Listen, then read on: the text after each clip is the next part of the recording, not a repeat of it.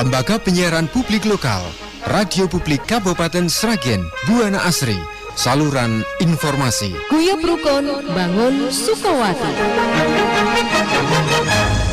Shalom, selamat pagi para sahabat dan para pendengar Radio Buana Asri dimanapun kita berada.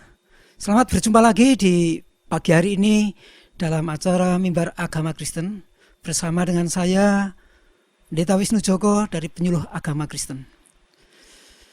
Saudara semua kasih Tuhan, saya harap pagi ini semua para pendengar dalam keadaan sehat, semangat, meskipun di tengah situasi kondisi yang saat ini pandemi juga belum berakhir. Tetapi kita yakin bahwa dalam kehidupan yang kita jalani, hidup kita ada penyertaan Tuhan. Sebelum kita akan belajar kebenaran firman Tuhan, saya antar para pendengar semuanya bersatu dalam doa.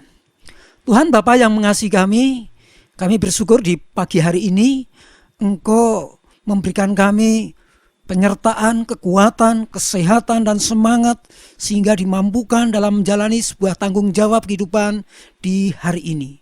Pagi ini kami mau belajar sebagian firman-Mu. Bila firman-Mu itu akan menolong, firman-Mu itu akan menuntun, firman-Mu itu akan menjadi pedoman hidup kami, sehingga hidup kami selaras dengan kehendak dan rancangan-Mu. Terima kasih Tuhan, kami siap membuka hati, pikiran, dan jiwa kami dalam nama Tuhan Yesus. Haleluya. Amin.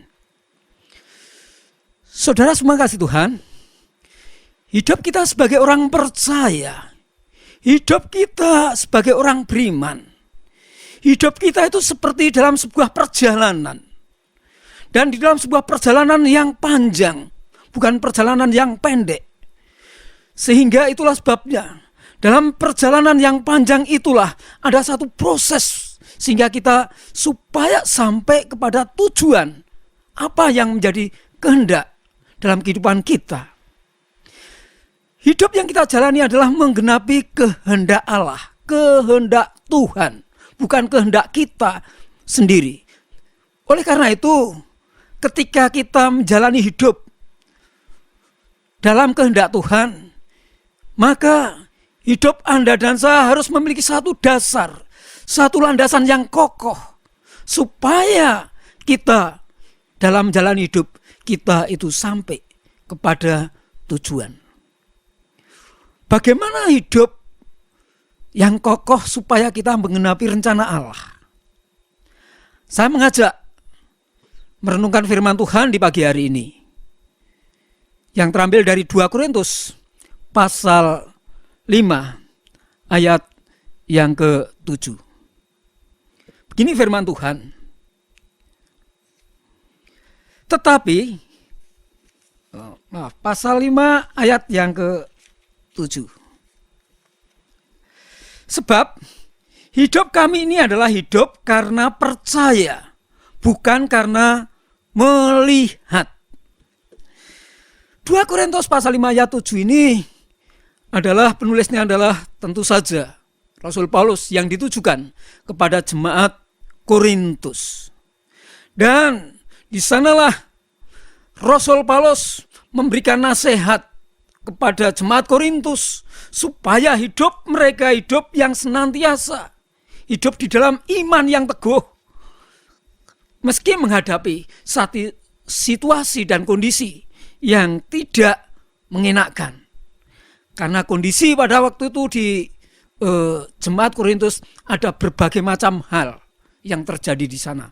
Ada yaitu penyembahan berhala, tetapi juga di sana ada perselisihan, ada iri hati, dan ada hal-hal yang kemudian bisa membuat imannya menjadi tawar. Tetapi Rasul Paulus memberikan nasihat kepada Anda dan saya, bagaimana menjalani hidup yang kokoh, hidup yang benar, iman yang senantiasa, iman yang benar itu. Rasul Paulus mengatakan, tetapi kami, di sana dikatakan, sebab hidup kami ini adalah hidup karena percaya. Landasilah hidup kita itu dengan percaya. Apa tuh artinya percaya? Ya. penulis Ibrani memberikan satu definisi, memberikan satu penjelasan tentang percaya atau iman itu. Iman adalah dasar dari segala sesuatu yang kita harapkan dan bukti dari segala sesuatu yang tidak kita lihat. Jadi iman itu bukan berdasarkan dari bukti yang dilihat. Tetapi iman itu adalah artinya percaya. Tanpa kita itu kemudian minta bukti terlebih dulu. Sehingga itulah namanya iman atau percaya. Ketika Anda dan saya, kita mendasari dengan segala sesuatu apa yang kita lihat, maka seringkali justru kita tertipu dan kecewa. Karena pandangan kita itu bisa salah. Pandangan kita itu bisa keliru. Pandangan kita itu bisa menipu. Contoh sederhana,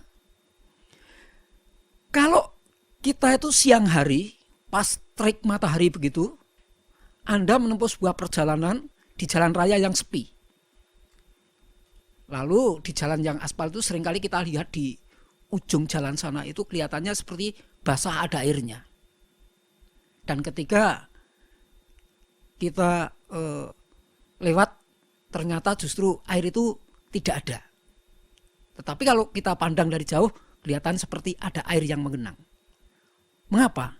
Itu adalah karena pantulan sinar cahaya yang kemudian disebut fata morgana. Dan fata morgana itu adalah suatu yang kelihatannya itu ada airnya tetapi sebenarnya tidak ada. Lalu juga seringkali kita bisa tertipu kalau kita itu hanya mendasarkan hidup itu berdasarkan bukti apa yang kita lihat. Kalau kita lihat dalam kehidupan alam, kita melihat bahwa matahari itu sepertinya bergerak dari ujung timur ke barat. Tetapi ilmu alam menyatakan bahwa yang bergerak itu bukan mataharinya, tetapi yang berputar itu adalah buminya. Lalu kalau juga kita lihat lagi, bumi yang kita injak ini adalah kalau kita lihat dengan mata kita adalah suatu yang datar. Tetapi ilmu alam menyebutkan bahwa bumi itu bentuknya bulat. Artinya apa? Membuktikan bahwa penglihatan kita itu bisa salah. Penglihatan kita itu bisa keliru. Sehingga itulah sebabnya Rasul Paulus menyatakan bahwa hidup kita itu bukan karena melihat tetapi karena percaya. Iman. Meskipun kita tidak memiliki dan kita melihat bukti-bukti terlebih dulu. Dan iman itulah yang tentunya harus menjadi dasar hidup kita. Kita memang belum pernah melihat dan menyentuh akan surga, tetapi kita meyakini, kita mengimani bahwa surga itu ada. Bahwa itulah yang menjadi harapan kita sebagai orang percaya. Maka hidup kekristenan itu adalah sebuah perjalanan di mana tiap hari kita melangkah menuju yaitu kekekalan dan di mana tujuan akhir hidup kita itulah. Maka jalan itulah Anda dan saya dalam perjalanan itu yang kita tempuh. Kita harus memiliki dan mendasarkan dengan iman. Karena hidup dengan iman itulah yang menjadi Anda dan saya memiliki landasan yang teguh. Para bapak-bapak beriman di dalam Ibrani pasal 11 di sana dikatakan Nuh sebagai bapak beriman di sana dikatakan bahwa dia mendapatkan perintah Allah untuk membuat bahtera dan bahteranya membuatnya adalah di atas gunung. Kalau secara dilihat itu sesuatu hal yang tidak masuk akal, tidak logis membuat sebuah bahtera di atas gunung. Biasanya kalau membuat bahtera itu adalah paling tidak itu di pinggir laut atau di pinggir sungai. Tetapi Nuh dengan imannya dia percaya akan firman Allah, percaya akan perintah Allah, percaya akan janji Allah. Maka dia mengerjakannya. Dan itu adalah iman. Dan pada waktu itu banyak orang yang mencibirnya, banyak orang yang kemudian membulinya. Tetapi Nuh, dia memiliki satu iman, memiliki percaya karena perkataan Tuhan dan firman Allah, sehingga dia lakukan. Sehingga kalau kita lihat di sana, ketika air bah melanda seluruh bumi, hanya Nuh dan keluarganya yang selamat. Mengapa? Karena Nuh memiliki iman dan percaya akan janji Allah dan firman Allah. Demikian pula Musa dia juga demikian. Dia beriman, dia percaya akan penyertaan Allah, akan janji Allah. Sehingga dia melintasi padang gurun dan dia melintasi akan laut. Dan kalau dia melihat laut itu adalah sesuatu yang penuh dengan air dan siapapun yang akan melintasi akan tenggelam.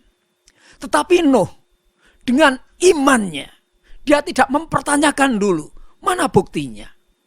Tetapi Nuh dia kemudian dengan percaya, dengan imannya, dia bisa melintasi laut. Demikian pula Bapak Abraham sebagai Bapak beriman. Dia mempersembahkan anaknya Ishak. Dia tidak mempertanyakan dulu kepada Tuhan, mana Tuhan untuk korban pengganti. Dia tidak mempertanyakan dulu, tidak minta bukti dulu bahwa nantinya akan selamat. Tetapi ternyata dengan imannya Abraham, dia dengan yakinnya, dia katakan Allah menyediakan. Waktu itu Ishak bertanya kepada Abraham, Bapak, telah tersedia kayu dan pisau. Mana korbannya? Abraham dengan tegas menjawab, Allah menyediakan. Meskipun dia tidak melihat sebelumnya, akan nantinya ada domba yang ada di gunung itu. Tetapi dia meyakini bahwa ketika dia mengerjakan akan perintah Allah dan dia meyakini akan janji Allah, Tuhan menyediakan. Maka di sanalah itu iman. Lalu banyak juga tokoh-tokoh Bapak beriman yang mereka memiliki kehidupan yang dengan yakinnya akan penyertaan Allah dan janji Allah. Meskipun dia tidak melihat. Maka dalam hidup yang kita jalani saat ini, seringkali kita goyah iman kita ketika kita menghadapi situasi dan kondisi yang terjadi. Ketika kita melihat sekeliling kita, keadaan kita, seringkali itu membuat iman kita menjadi ciut. Karena seringkali kita menyatakan bahwa masalah di sekeliling kita itu lebih besar. Sehingga kita seringkali mengecilkan akan kuasa Allah. Dan sehingga kita meragukan akan janji Allah. Di tengah-tengah situasi kondisi saat ini yang pandemi belum berakhir, bagaimana kondisi kita masing-masing saat ini? Seringkali kita memiliki kehidupan yang pesimis. Seringkali membuat hidup kita kemudian meragukan akan kuasa dan penyertaan Allah. Sehingga seringkali hidup kita diliputi dengan perasaan-perasaan penuh dengan kekhawatiran, penuh dengan ketakutan yang berlebihan. Dan akhirnya hidup kita tidak lagi hidup di dalam pengandalan akan Tuhan dan akan janji Tuhan. Maka hari ini di tengah-tengah kesulitan yang terjadi apapun, mari kita percaya bahwa janji Tuhan, penyertaan Tuhan itu selalu hadir di dalam kehidupan Anda dan saya. Karena hidup kita adalah hidup bukan karena melihat, tetapi karena percaya. Kita percaya akan janji Tuhan dan kita percaya akan penyertaan Tuhan. Iman yang benar adalah karena percaya, bukan karena melihat. Berbicara tentang bagaimana hidup beriman, saya menjalani kehidupan sebuah tanggung jawab di dalam pelayanan. Ketika tahun 2000 saya masuk di Sragen, dalam kondisi kami bergumul karena kami dalam segala keterbatasan. Kami pelayanan di pedesaan dengan jumlah jemaat yang bisa dihitung dengan jari. Dan pergumulan-pergumulan yang kami hadapi adalah pergumulan yang demikian banyak. Belum lagi tentang yaitu kehidupan keluarga. Karena di organisasi kami tidak memberikan yaitu semacam honor yang tetap dan gaji yang tetap bagi seorang pelayan Tuhan. Dan disitulah kami belajar tentang arti bagaimana hidup di dalam percaya. Saya mengimani akan semua penyertaan Tuhan. Ketika saya hidup sendiri pun saya mengalami kehidupan yang terus kami bergumul. Tetapi kemudian saya mengambil keputusan untuk menikah. Setelah menikah, lalu ternyata Tuhan pelihara juga. Setelah menikah, kemudian kami bergumul. Bagaimana nanti ya kalau saya punya anak? Bisa enggak ya nanti memelihara dan juga membiayai anak-anak kami? Ya. Dan hadirlah anak kami yang pertama. Luar biasa.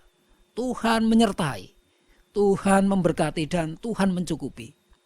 Lalu tambah anak yang kedua. Kemudian kami bergumul, ya. Bisa enggak ya nanti kalau kemudian punya anak yang kedua ini kami bisa membiayai dan juga untuk kemudian membesarkannya. Ternyata Tuhan menyertai pula. Dan Tuhan tetap yaitu mencukupi kehidupan kami. Bahkan hingga sampai kemudian anak-anak kami tumbuh dewasa. Sekarang sudah mulai kuliah. Dan kami kemudian tetap mengimani akan janji Tuhan. Kalau Allah bekerja, bukan hanya zaman dulu, tetapi Allah tetap berkarya sampai saat ini pula. Maka itulah yang menjadi pegangan kami. Allah yang kita sembah dalam Kristus itu adalah Allah yang hidup. Allah yang senantiasa ada penyertaan. Sampai kapan? Penyertaan sampai akhir zaman. Dan itulah janji Tuhan. Itulah sebabnya bahwa iman yang berkenan, iman yang benar itu adalah iman yang bukan karena berdasarkan bukti apa yang dilihatnya. Senada dengan itu, salah satu murid Tuhan Yesus yang bernama Thomas pernah meragukan. Dia mengatakan, kalau aku belum menjamah tangannya, belum mencucukkan jari di tangannya, maka saya tidak akan percaya. Namun apa yang terjadi? Tuhan Yesus selalu menampakkan diri, hadir sendiri di hadapan Thomas. Maka baru disitulah kemudian Thomas percaya. Tetapi Tuhan Yesus menyatakan bahwa siapa yang berbahagia? Siapa orang yang beriman yang sungguh-sungguh? Di sana Tuhan Yesus mengatakan yang berbahagia adalah orang yang percaya meskipun tidak melihat. Itulah yang dinyatakan di dalam Injil Yohanes pasal 20 ayat 29. Maka iman itu bukan ditentukan dari apa yang kita lihat, apa bukti secara fisik yang kita saksikan. Saudara kasih Tuhan, ada sebuah yaitu dialog antara seorang ateis dan orang yang hidup di dalam iman di dalam Tuhan Yesus. Percakapan ini mungkin sudah mendengar kita akan sebuah cerita-cerita klasik ya. Ada seorang profesor itulah seorang ateis. Dia berjumpa dengan mahasiswa, dan mahasiswa itu adalah mahasiswa yang percaya adanya Tuhan. Dan dia ingin kemudian meruntuhkan imannya mahasiswa itu. Dia menyatakan bahwa ketika dia berdialog bahwa dia itu tidak percaya kalau Tuhan itu ada. Dia menyatakan bahwa segala sesuatu kalau ada itu bisa dibuktikan melalui yaitu apa yang bisa dilihat atau apa yang bisa disentuh dan diraba. Itu baru, itu sesuatu ada. Tetapi kalau tidak bisa dilihat dan tidak bisa disentuh berarti tidak ada. Dia memberikan sebuah pernyataan dan ilustrasi. Benda itu katakan adalah meja itu ada. Karena meja itu bisa dilihat dan bisa diraba, bisa dipegang. Lalu dia utarakan lagi bahwa sesuatu itu yang ada itu bisa dilihat dan diraba.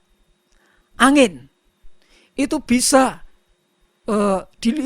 meskipun tidak bisa dilihat tapi bisa yaitu dirasakan. Dan itulah mengatakan bahwa angin itu juga ada. Tetapi kemudian mahasiswa itu mencoba mengkonternya. Ingin membalikkan bahwa tidak mesti sesuatu yang ada itu bisa dilihat dan bisa dirasakan atau diraba. Dia mengatakan, Bapak Profesor,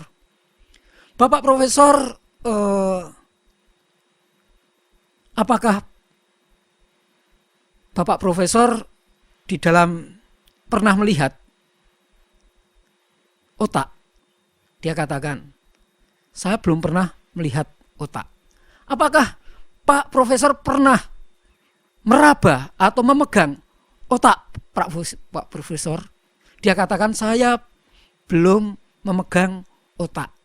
Kalau begitu berarti Pak Profesor itu tidak punya otak. Ya, disitulah kemudian Profesor itu baru sadar bahwa segala sesuatu itu yang ada itu tidak mesti harus bisa dilihat dan diraba. Dengan kata lain bahwa itulah iman yang sesungguhnya. Iman itu tidak mesti harus berdasarkan sebuah apa yang kita lihat, apa yang kita rasakan. Tetapi iman itu adalah apa yang saat ini kita imani dan kita percaya. Tetapi bukan berarti iman yang kita melompat di dalam kegelapan. Karena iman kita adalah iman di dalam janji Allah. Iman kita berdasarkan firman Allah. Dengan kata lain bahwa iman kita adalah iman karena akan janji Tuhan. Maka dalam hidup yang kita jalani, bagaimana dengan hidup kita sebagai orang beriman? Apakah Anda dan saya kita mengimani akan janji Tuhan? Yang kedua, apa saja yang sering membuat Anda dan saya itu kemudian meragukan akan kebenaran firman Allah dan kuasa Allah?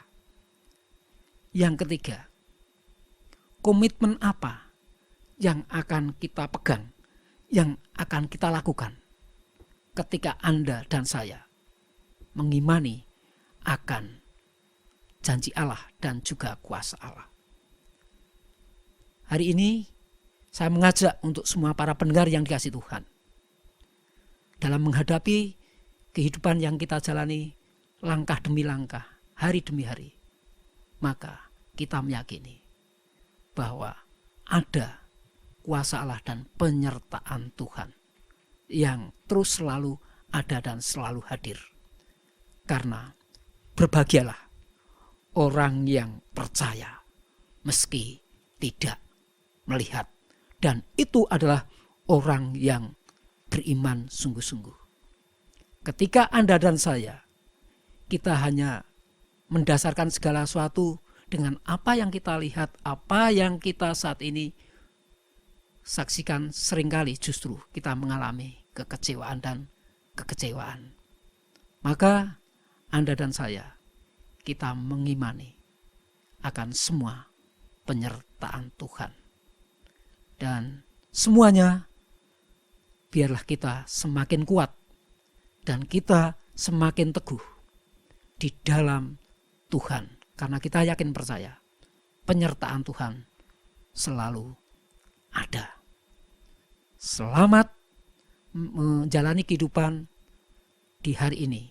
Segala aktivitas yang kita lakukan, Tuhan menyertai. Amin. Mari kita tundukkan kepala dan kita berdoa. Pagi ini kami bersyukur Tuhan, di dalam kondisi situasi yang terjadi yang seringkali membuat kami meragukan akan janji-Mu, meragukan akan kuasa-Mu. Sehingga seringkali kami memiliki kekhawatiran dan ketakutan. Mari ya Tuhan, Engkau akan menyertai kami. Kami meyakini kuasa Allah tidak akan dibatasi oleh apapun. Dan kami meyakini janji Tuhan ya dan amin. Penyertaan Tuhan selalu ada. Biarlah hari-hari yang kami jalani terus senantiasa kami kuat dan teguh menghadapi. Makasih Tuhan, kami bersyukur pagi ini di dalam nama Tuhan Yesus. Haleluya. Amin. Lembaga Penyiaran Publik Lokal, Radio Publik Kabupaten Sragen, Buana Asri, saluran informasi. Guyub Rukun Bangun Sukowati.